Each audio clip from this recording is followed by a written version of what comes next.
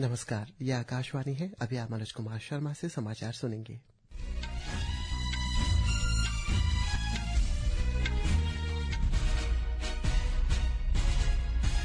पहले मुख्य समाचार। प्रधानमंत्री नरेंद्र मोदी ने नई दिल्ली में यूरोपीय आयोग की अध्यक्ष उर्सुला वॉन डेर लेयन के साथ प्रतिनिधिमंडल स्तर की वार्ता की। उर्सुला वॉन डेर लेयन ने कहा कि भारत और यूरोपीय संघ इस साल के अंत तक मुक्त व्यापार समझौते को अंतिम रूप देंगे। केंद्रीय स्वास्थ्य मंत्री ने कहा है कि भारत इस साल के अंत तक तपेदिक को खत्म कर देगा। हिमाचल प्रदेश और जम्मू कश्मीर में भारी बारिश और बर्फबारी से सामान्य जनजीवन प्रभावित हुआ। जम्मू कश्मीर में स्कूलों को शीतकालीन छुट्टियों के 6 मार्च तक को बढ़ा दी गई है। और आईसीसी पुरुष चैंपियनशिप ट्रॉफी में अफगानिस्तान का मुकाबला ऑस्ट्रेलिया से जारी। अब समाचार विस्तार से। प्रधानमंत्री नरेंद्र मोदी और यूरोपीय आयोग की अध्यक्ष उर्सुला वॉन डेर लेयन ने नई दिल्ली में प्रतिनिधिमंडल स्तर की वार्ता की। राष्ट्रपति वॉन डेर लेयन 22 यूरोपीय संघ आयुक्तों के साथ भारत की 2 दिवसीय यात्रा पर कल नई दिल्ली पहुंची। ये यूरोपीय संघ के कॉलेज ऑफ कॉमर्स की भारत की पहली यात्रा है और पिछले साल दिसंबर में कार्यभार संभालने के बाद नए कॉलेज ऑफ कॉमर्स की यूरोप से बाहर पहली यात्रा होगी। इस यात्रा से बढ़ते अभिसरण के आधार पर द्विपक्षीय संबंधों को और मजबूत करने की उम्मीद है। यूरोपीय आयोग के उपायुक्त हाइड्रोजन ईंधन सेल प्रौद्योगिकी द्वारा संचालित बस में सवार होकर हैदराबाद हाउस पहुंचे। बस का टाटा मोटर्स और इंडियन ऑयल कॉरपोरेशन लिमिटेड के सहयोग से विकसित और संचालित किया गया है।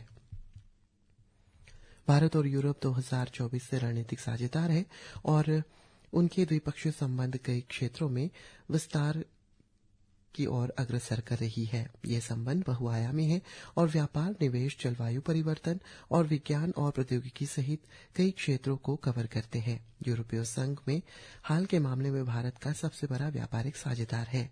पिछले 1 दशक में द्विपक्षीय व्यापार में 90% की वृद्धि हुई है।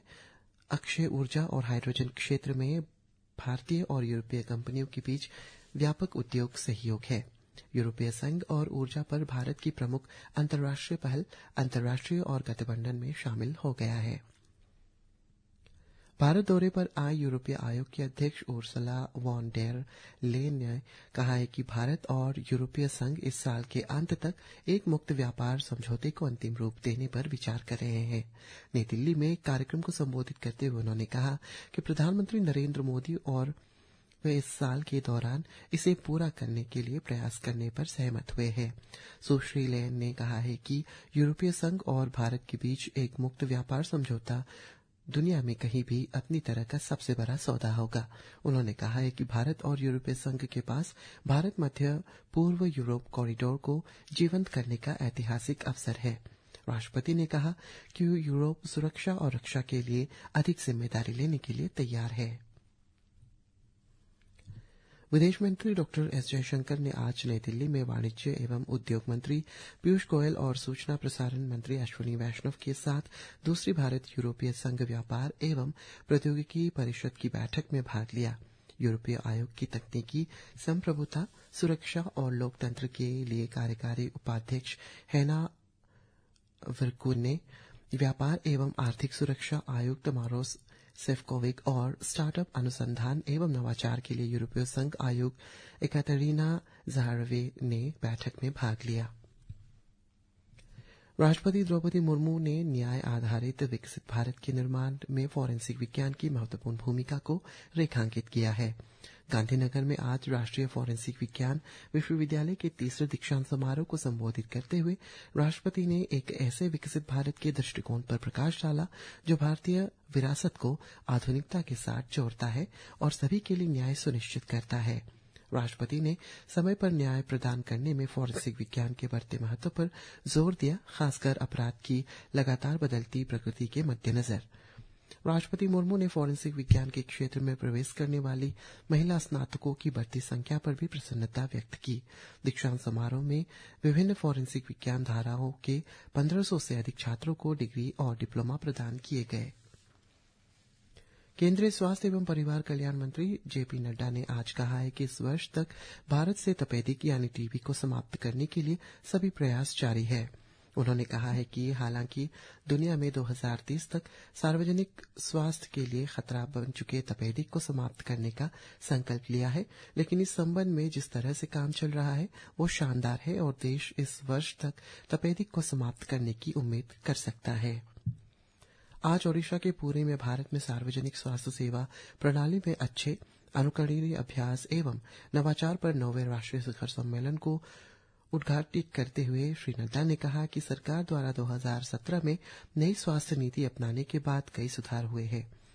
मातृ मृत्यु दर और शिशु मृत्यु दर IMR के वैश्विक कमी दर से दोगुनी कमी आई है, जबकि मलेरिया पर काफी हद तक लगाम लगी हुई है। केंद्रीय गृह मंत्री अमित शाह ने राष्ट्रीय राजधानी में कानून व्यवस्था की समीक्षा के लिए एक बैठक की अध्यक्षता की। बैठक में दिल्ली की मुख्यमंत्री रेखा गुप्ता, दिल्ली के गृह मंत्री आशीष सूद और दिल्ली सरकार के वरिष्ठ अधिकारी मौजूद रहे। बैठक में केंद्रीय गृह सचिव और IB प्रमुख के साथ साथ गृह मंत्रालय के वरिष्ठ अधिकारी भी शामिल हुए। पंजाब सरकार ने युद्ध या ऑपरेशन में ड्यूटी के दौरान विकलांग होने पर सैनिकों के लिए अनुग्रह राशि में पर्याप्त वृद्धि को मंजूरी दे दी है। नए प्रावधानों के अनुसार 76% से 100% विकलांगता वाले सैनिकों को अब 20 लाख रुपए की जगह 40 लाख रुपए मिलेंगे। इसी तरह 51% से 75% विकलांगता वाले सैनिकों को 10 लाख रुपए की जगह 20 लाख रुपए मिलेंगे, जबकि 25 से 50% विकलांगता वाले सैनिकों को अब 5 लाख के बजाय 10 लाख रुपए दिए जाएंगे। मध्य प्रदेश में सरकार आज भोपाल के बंद पड़े यूनियन कार्बाइड संयंत्र से इंदौर के पास पीथमपुर में एक निजी संयंत्र में ले जाए गए जहरीले कचरे को जलाने की ट्रायल प्रक्रिया शुरू कर रही है। 56 दिनों की तैयारी के बाद कल पीथमपुर साइट पर यूनियन कार्बाइड के खतरनाक कचरे से भरी 5 कंटेनर खोले गए। ट्रायल कई चरणों में आगे बढ़ने वाला है और प्रत्येक बैच के निपटान में 2 से 4 दिन लगने की संभावना व्यक्त की गई है। हिमाचल प्रदेश के अधिकांश हिस्सों में आज लगातार तीसरे दिन भारी बारिश और बर्फबारी जारी है, जिससे जनजीवन प्रभावित हुआ है। बर्फबारी और भूस्खलन के कारण कई स्थानों पर सड़क संपर्क प्रभावित हुआ है और राज्य के 4 जिलों में आज सभी शैक्षणिक संस्थान बंद हैं। उत्तराखंड में आज भारी बर्फबारी के बाद बद्रीनाथ धाम में हिमस्खलन के बाद राष्ट्रीय राजमार्ग पर कई मजदूरों के बर्फ के नीचे दबे होने की आशंका है। यह घटना राज्य में माणा को गजतौली से जोड़ने वाले राष्ट्रीय राजमार्ग पर हुई। अब तक 10 मजदूरों को बचा लिया गया है और बर्फ के नीचे फंसे अन्य लोगों को बचाने के लिए बचाव अभियान जारी है। जम्मू कश्मीर में श्रीनगर समेत कश्मीर क्षेत्र के ऊंचाई वाले इलाकों में कल शाम से मध्यम से भारी बर्फबारी हुई, जबकि मैदानी इलाकों में बारिश हुई। भारी बर्फबारी के कारण श्रीनगर जम्मू राष्ट्रीय राजमार्ग रामसू और काजीगुंड सड़क के बीच बर्फ जमा होने के कारण बंद है। सरकार ने गीले मौसम की स्थिति के कारण केंद्र शासित प्रदेश के सभी स्कूलों में शीतकालीन अवकाश भी बढ़ा दिया है। कश्मीर घाटी में मौजूदा मौसम की स्थिति के बीच उच्चतर माध्यमिक स्तर के स्कूल अब 7 मार्च 2025 को फिर से खुलेंगे। इस बीच भारत मौसम विज्ञान विभाग IMD ने हिमाचल प्रदेश, उत्तराखंड, जम्मू कश्मीर के अलग अलग स्थानों पर भारी से बहुत भारी वर्षा या बर्फबारी का अनुमान व्यक्त किया है। आज पूरे देश में राष्ट्रीय विज्ञान दिवस मनाया जा रहा है। यह दिवस हर साल 28 फरवरी को प्रख्यात भौतिक विज्ञानी सर CV रमन द्वारा रमन इफेक्ट की खोज के उपलक्ष्य में मनाया जाता है। इस अभूतपूर्व खोज के लिए सर रमन को 1930 में नोबेल पुरस्कार से सम्मानित किया गया था। राष्ट्रीय विज्ञान दिवस पर पूरे देश में विभिन्न थीम आधारित विज्ञान संचार गतिविधियों का आयोजन किया जाता है। इसरो के अध्यक्ष डॉक्टर V नारायणन ने आकाशवाणी समाचार से बातचीत में इसरो की प्रमुख उपलब्धियों के बारे में बात की। प्रधानमंत्री नरेंद्र मोदी ने राष्ट्रीय विज्ञान दिवस के अवसर पर सभी को शुभकामनाएं दी है। ICC पुरुष चैंपियंस ट्रॉफी क्रिकेट में आज ग्रुप बी के मैच में अफगानिस्तान और ऑस्ट्रेलिया के बीच मुकाबला जारी है।